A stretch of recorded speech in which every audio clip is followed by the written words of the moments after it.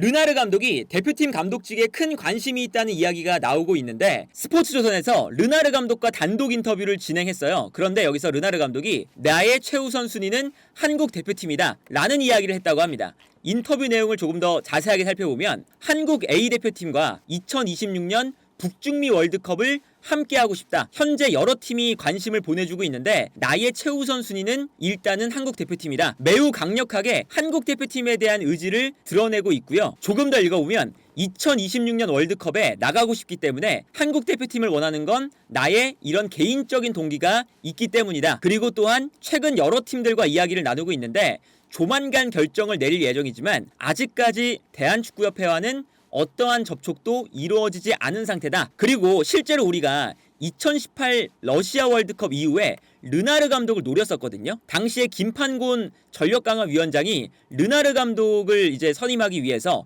노력을 많이 했는데 모로코가 르나르 감독에 대한 이제 의지가 강했기 때문에 그때 당시에 우리 대표팀으로 오지 못했어요. 그래서 르나르 감독이 당시에 한국과 연을 맺지 못해서 아쉬웠었다. 그리고 그때 김판곤 위원장이 보여줬던 열정에 깊은 인상을 받았었고 함께하지 못했지만 지속적으로 한국 축구를 지켜보면서 가능성을 확인하고 있었다. 그러니까 이런 르나르 감독의 인터뷰를 보면 르나르 감독이 우리 국가대표팀에 대한 의지가 꽤나 있는 것 같고요. 그리고 2018 월드컵 이후부터 우리가 르나르 감독을 감독 후보에 올려놓고 계속 살펴봤기 때문에 르나르 감독도 우리 대표팀에 대한 행보를 계속 보면서 내가 갔을 때 얼마나 잘할 수 있을까 이런 고민을 많이 했었던 것 같아요. 그리고 아마 이러한 바탕에는 르나르 감독이 본인의 축구를 수행할 수 있을 만한 충분한 스쿼드가 한국 대표팀에 구성이 되어 있다 라고 판단을 했을 가능성이 매우 높은데 그렇다면 르나르 감독이 우리 대표팀의 스타일과 맞는 감독이냐 이거를 이제 생각을 해봐야겠죠. 르나르 감독은 굉장히 공격적인 성향이 강한 감독이에요. 근데 공격적인 전술을 쓰기 위해서 기본은 수비적인 전형을 만드는 겁니다. 수비적인 전형을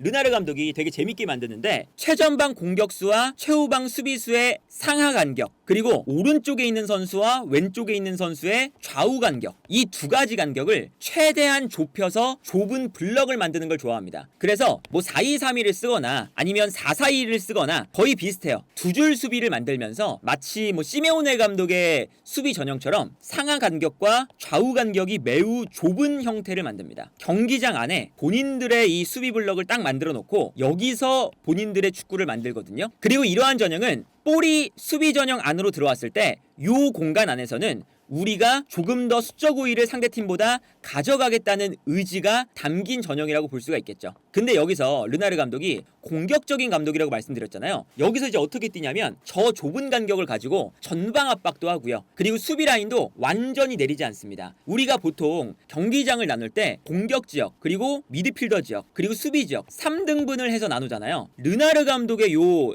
전형 자체가 굉장히 재밌는 게 미드필더 전형과 그리고 수비 전형의 중간 지점 그러니까 우리가 보통 수비적인 팀이라고 하면 완전히 내려가거나 아니면 페널티 박스 바로 앞에 부분 요 지역쯤에 수비 블럭이 만들어지거든요. 그런데 르나르 감독의 축구는 약간 라인을 올려서 형성이 돼요. 그리고 이러한 라인이 르나르 감독이 거쳤던 팀들을 보면요. 모로코 그리고 사우디아라비아 모로코가 2018 월드컵에서도 이러한 공격적인 라인을 썼고요. 그리고 카타르 월드컵에서도 모로코가 본인들보다 강팀을 상대할 때 약간 라인을 올려서 수비적인 전형을 만들었죠. 이게 이제 본인들이 공격을 주도하겠다라는 게 아니라 조금은 높은 지역에서 수비 전형을 만든 다음에 볼을 끊어내자마자 빠르게 역습으로 나아가겠다라는 이제 전략이 담긴 전형인데 모로코가 이러한 축구를 했던 것은 2018 러시아 월드컵에서 르나르 감독이 모로코를 이끌고 공격적인 전술을 팀에 입혀놓으니까 그게 이어지면서 이번 카타르 월드컵에서도 르나르 감독은 없지만 그 스타일이 이어지면서 공격적인 전술을 쓸 수 있었던 거예요. 그래서 사우디아라비아나 모로코를 상대한 팀이 라인을 올려서 수비를 하는 이 팀들을 만나면 굉장히 어려워하는 게 뭐냐면 분명히 수비 라인 뒤에 공간이 넓게 열려있는 것 같아요. 그렇기 때문에 공격수들이 이 공간으로 뛰어갑니다. 그런데 공간이 좁다 보니까 뛰어들어가는 선수가 있으면 패스를 찔러주는 선수가 있어야 공간이 무너지잖아요. 그런데 패스를 찔러주는 선수가 압박에 가로막혀서 좋은 패스를 뒷공간으로 보내주기가 매우 힘듭니다. 그래서 패스가 여기서 미스가 날 때도 많고 그리고 타이밍이 너무 빠르게 들어가서 공격수가 뛰어들어가기도 전에 패스가 들어갈 때도 있고요. 아니면 타이밍이 늦어서 공격수가 이미 뛰어들어갔는데 패스가 들어가서 오프사이드에 걸리는 그런 장면들이 특히나 이번 카타르 월드컵에서도 사우디아라비아를 상대한 팀들이 오프사이드에 많이 걸렸었고 모로코를 상대한 팀들이 오프사이드에 많이 걸렸었어요. 바로 그런 이유가 저런 움직임 때문이거든요. 이게 멕시코와 사우디아라비아의 카타르 월드컵 경기였는데 여기서 멕시코가 가운데로 볼을 보내줘요. 근데 그 순간 사우디아라비아의 수비 라인이 순간적으로 올라오기 시작합니다. 본인들의 미드필더 라인과 수비 라인 사이의 간격을 빠르게 좁혀줘요. 패스가 안쪽으로 들어갔을 때 안쪽에 있는 선수가 볼을 받는 순간 수비 라인이 과감하게 올라오면서 바로 압박을 걸어버리죠. 물론 이게 약간 위험 부담이 있는 거예요. 뒷공간이 순간적으로 열리기 때문에 부담감은 있지만 확실하게 올라와서 이 공간을 방해를 해주니까 중앙에서 볼을 받은 선수가 패스를 전방으로 뿌려주기에 굉장히 여유가 없는 상황이 나옵니다. 빠르게 막 달려드니까 생각할 시간이나 볼을 컨트롤할 시간이 굉장히 부족해요. 그러다 보니까 앞쪽에 있는 선수에게 그냥 패스를 빠르게 찔러주는데 여기서 문제는 수비 라인이 과감하게 올라왔기 때문에 멕시코의 공격수들이 오프사이드 라인에서 빠져나오지 못했다는 거죠. 그러다 보니까 이 패스가 들어갔을 때 오프사이드가 걸리게 되는 장면을 볼 수가 있었습니다. 아르헨티나와의 경기에서도 마찬가지예요. 아르헨티나가 이 안쪽 공간으로 또 패스를 보내주거든요. 그 순간 사우디아라비아의 수비 라인이 과감하게 올라오기 시작합니다. 그래서 이 다음 장면을 보면 중앙 지역에서 아르헨티나의 선수가 볼을 잡을 때 사우디아라비아의 전체적인 수비 라인이 확실하게 달려나오고 있어요. 이 타이밍에 맞춰서 뒷공간으로 뛰어들어가고 그리고 패스가 들어가야 되는데 너무 이게 순식간에 이루어지기 때문에 압박을 당하는 순간 여기서 패스를 뿌려주기가 굉장히 애매해져요. 그리고 여기서 공격수가 뛰어들어갈 때 사우디아라비아는 올라오고 있는 상태였기 때문에 약간 역동작에 걸렸죠. 그래서 여기서도 패스가 뒷공간으로 들어갔을 때 오프사이드에 걸리게 되는 장면을 볼 수가 있었습니다. 아르헨티나를 사우디아라비아가 잡았을 때 아르헨티나가 오프사이드에 걸렸던 횟수가 정말 많았거든요. 그래서 뒷공간으로 침투해 들어가서 득점을 만들었는데 오프사이드 때문에 취소가 됐던 득점이 한 두세 개 정도가 나왔었어요. 그리고 이러한 포인트가 현재 우리 국가대표팀의 가장 큰 약점을 보완해줄 수 있는 전술이라고 볼 수가 있거든요. 그러니까 우리가 그동안 클린스만 감독이 한 1년 동안 대표팀을 이끌면서 4-4-2 전형을 쓰면서 미드필더 라인과 수비 라인 혹은 공격 라인과 미드필더 라인 요 라인 사이가 굉장히 넓었었죠. 상하 간격도 넓었었고요. 좌우 간격도 넓었어요. 그러다 보니까 우리가 중원 라인에서 너무나 공간이 넓게 펼쳐져서 사실은 황인범, 박용우, 이재성, 홍현석, 백승호 우리의 미드필더 라인이 미드필더 라인에 서기만 하면 본인의 활약을 제대로 펼치지를 못했었거든요. 그 이유가 우리가 공격 라인은 공격 라인대로 올라가 있고 좌우 측면은 좌우 측면 라인대로 넓게 퍼져 있고 미드필더 라인에 선수가 2명밖에 위치하고 있지 않은 아주 안 좋은 이 넓은 간격을 만들었기 때문에 상대 미드필더들이 미드필더 라인에서 우리보다 더 많은 선수들이 중원에 위치하고 이 공간을 쓸 수가 있었거든요. 마음껏 우리의 수비 전형을 돌아다닐 수가 있었어요. 그런데 르나르 감독은 이러한 형태를 정말로 싫어하는 감독이기 때문에 굉장히 좁은 수비 라인, 그래서 이 전형 안에서는 상대 선수들이 있을 때 우리가 수적 우위를 가져간다. 이게 르나르 감독의 전형이라고 할 수가 있습니다. 그리고 이러한 이제 전형을 만들게 되면 전방 압박적인 측면에서도 굉장히 큰 이점이 있어요. 어떤 거냐면 르나르 감독이 요 수비 블럭을 만들었을 때 여기서 끝나는 게 아니라 볼이 위치하는 공간에 이 블럭이 한 몸이 돼서 움직이거든요. 그러니까 상대팀이 볼을 가졌을 때 이 안쪽 공간으로 패스를 넣기가 어렵잖아요. 패스를 넣으면 이 안쪽에서 볼이 끊기게 되니까 어쩔 수 없이 측면 지역으로 볼을 돌립니다. 그러면 그 순간 이 좁은 간격을 형성하고 있었던 많은 선수들이 순식간에 앞으로 뛰어나가면서 좁은 간격을 그대로 유지시키면서 올라갑니다. 그러니까 상대팀을 한쪽 측면에 몰아넣고 본인들이 수적 우위를 가지면서 전방 압박을 강하게 들어갈 수가 있는 거죠. 여기서 볼을 빼앗고 그리고 기본적으로 수비 라인이 높기 때문에 높은 수비 라인을 만들고 높은 지역에서 볼을 끊어내면 끊어낼수록 상대 공격 지역으로 올라가는 스피드가 빨라질 수밖에 없겠죠. 아르헨티나전인데 아르헨티나가 공격으로 나오고 있어요. 그런데 사우디아라비아의 전형을 보시면요, 수비 라인이 굉장히 높습니다. 앞쪽에서 수비 블럭을 만들고 있죠, 확실하게. 그러니까 아르헨티나가 공격을 전개할 때 사우디아라비아 선수들이 이 공간으로 모여들면서 아르헨티나의 볼을 뺏어요. 이 안쪽에서는 사우디아라비아 선수들이 밀집해 있으니까 이 공간에서만큼은 개인 기술이 아르헨티나 선수들이 뛰어나도 선수 숫자는 사우디아라비아가 많다. 이걸 노리는 거죠. 볼을 빼앗자마자 수비 라인과 공격 라인의 거리가 가까우니까 라인이 올라와 있는 상태에서 앞쪽에서 볼을 빼앗으니까 하프라인에서 볼을 뺏은 거잖아요. 볼을 빼앗자마자 공격수들이 뛰어나가고요. 뛰어나가는 공격수들에게 패스가 들어갑니다. 있습니다. 높은 지역에서 끊어내면 뺏어내자마자 한 번의 패스로 상대의 공격 지역으로 패스를 보내줄 수가 있는 거죠. 한 번의 패스가 들어가면서 뒷공간을 무너뜨리고 여기서 사우디아라비아가 아르헨티나를 상대로 득점을 만드는 걸 볼 수가 있어요. 그런데 이런 모습이 2018 월드컵 때 모로코를 이끌었던 르나르 감독의 팀에서도 똑같이 나타납니다. 이게 스페인과의 경기인데 스페인이 볼을 돌리고 있어요. 돌리고 있는데 모로코의 수비 라인 보세요. 높은 수비 라인을 만들면서 촘촘한 수비 전형을 형성하고 있죠. 그러니까 스페인도 볼을 잘 다루는 팀이지만 이 안쪽 공간으로 섣불리 들어갈 수가 없는 거예요. 이 안쪽 공간으로 들어오자마자 모로코의 선수들이 달려들면서 이 공간을 없애버리니까 스페인이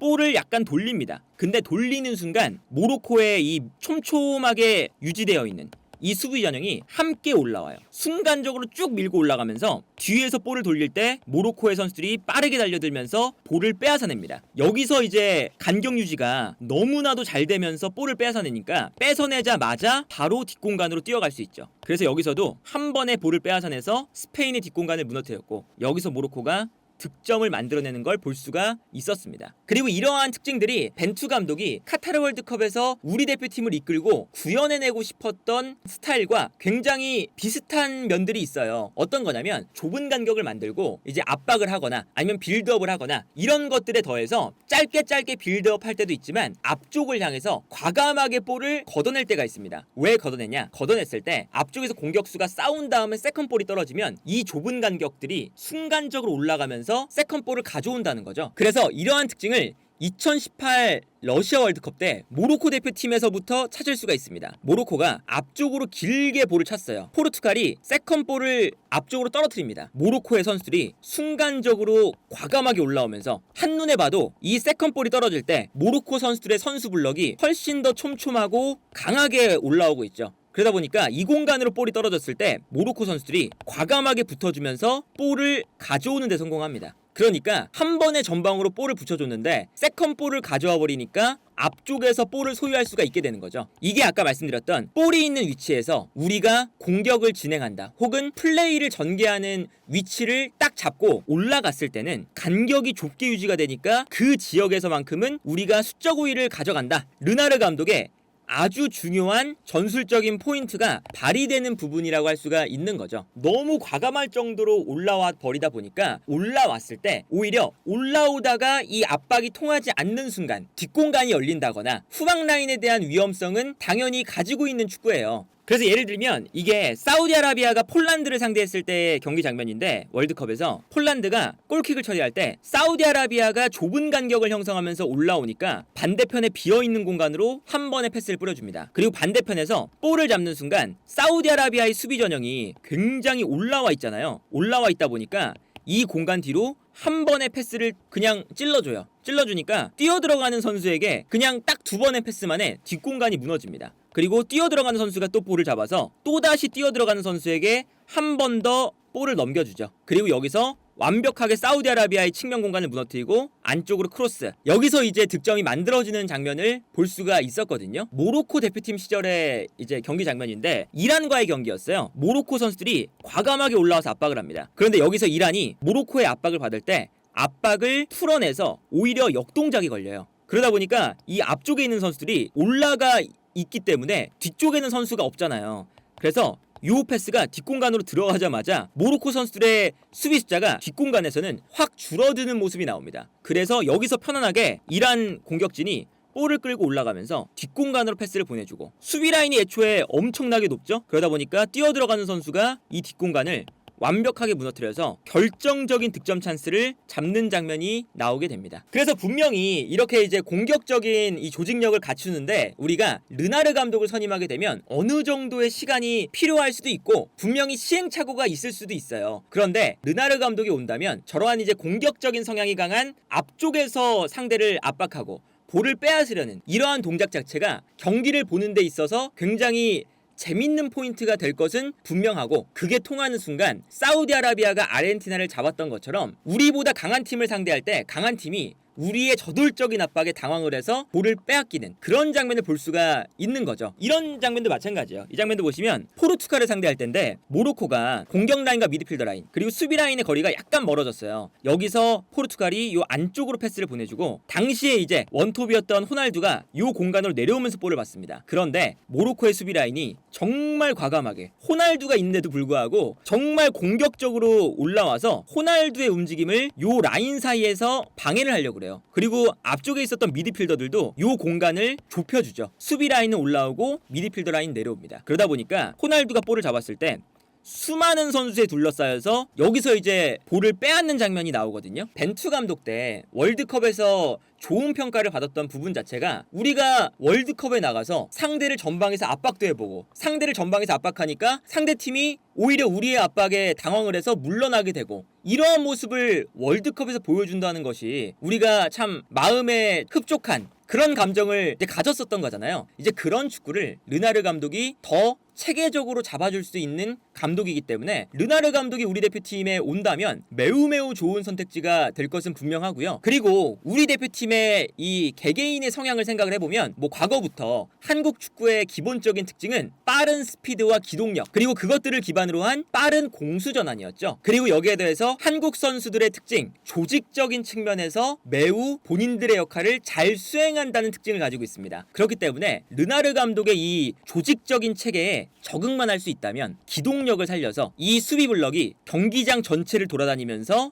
수적인 우위를 만드는 매우 공격적인 이 성향의 움직임을 가져갈 수가 있을 것 같고 아마 이러한 측면 때문에 뭐 황희찬, 손흥민, 조규성, 황인범 그리고 이강인, 이재성, 홍현석 정말 열심히 뛰는 선수들이 우리 대표팀이 많거든요. 기본적으로. 그래서 르나르 감독이 한국 대표팀을 맡았을 때 내 전술이 구현될 만큼의 자신감이 있다 라고 판단을 했을 것 같고 그리고 최후방 라인에 김민재 선수가 있죠. 그러니까 김민재 선수가 이게 수비 라인이 왔다 갔다 해야 되는데 김민재의 특징은 공격적인 팀에 있어야 돼요. 우리가 바이에른 뮌헨의 경기들을 최근에 봐도 나폴리 때보다 좀 안 좋다 이런 얘기가 나오는 게 스팔레티 감독의 나폴리는 진짜 앞쪽에서 미친 듯이 압박하는 오히려 르나르 감독이 스팔레티 감독의 그 나폴리의 축구가 굉장히 가까워요. 그런 축구를 하니까 김민재의 공격성이 정말 극대화가 되면서 나폴리가 전방 압박을 과감하게 할 수가 있었던 거잖아요. 그러한 축구를 우리가 대표팀에서도 볼 수 있는 그런 가능성이 르나르 감독이 온다면 아마 좀 생기지 않을까. 그리고 여기에 더해서 아까 르나르 감독이 좌우 측면을 매우 좁게 형성한다고 했잖아요. 요 좌우 측면에 안쪽으로 들어오는 성향이 강한 선수들을 배치할 때가 많아요. 당연하겠죠. 그래서 뭐 지에흐라던가 암라바트가 이제 젊을 때 기동력이 더 있을 때는 암라바트를 측면에 배치할 때도 있었습니다. 근데 우리 대표팀에 이재성, 이강인, 홍현석, 황희찬 이런 이제 젊은 선수들이 측면에 배치되다가 안쪽으로 들어오는 성향을 보여줄 때가 많거든요. 특히나 이재성, 이강인, 홍현석 이 세 명의 선수는 중앙 미드필더를 보면서 측면 공격수도 볼 수 있는 선수들이잖아요. 그래서 실제로 소속팀에서도 감독들이 이 선수들을 측면에 배치하면서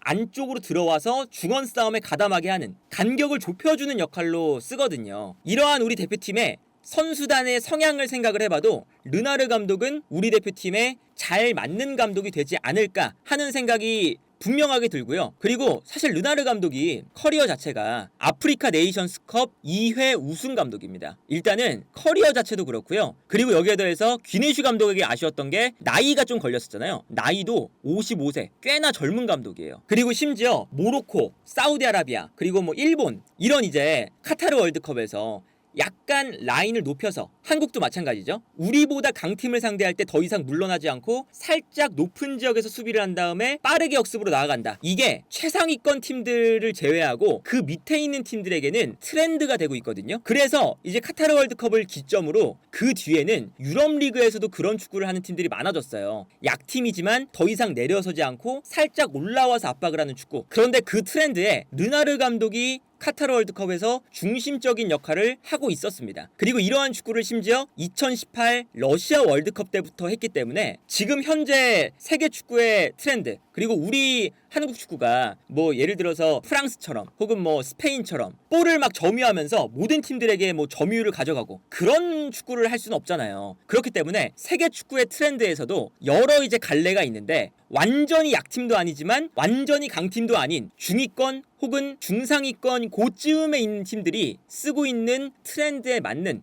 기동력을 바탕으로 한 공격적인 압박과 아주 과감한 전술, 나폴리의 축구를 이제 생각하시면 될 것 같은데, 이제 그러한 축구를 구현해줄 수 있는 감독이기 때문에 트렌드에도 매우 잘 따라가고 있고, 그래서 이 르나르 감독은 귀네슈 감독에 이어서 사실 우리 대표팀이 감독이 오고 싶다고 한다면 거부할 이유가 단 한 가지도 없는 매우 좋은 선택지가 되지 않을까 싶고요. 물론 여기서 이제 뭐 우리 국가대표팀의 전력강화위원회가 우리는 그런 축구를 하기 싫다 그러면 모르겠지만, 그렇지 않는 이상은 르나르가 우리 대표팀에 이제 오고 싶다 적극적인 의사를 취했을 때는 마음의 문을 아주 넓게 열고 이 감독을 영입할 수 있도록 최선을 다할 수 있어야 되지 않을까 하는 생각이 드네요.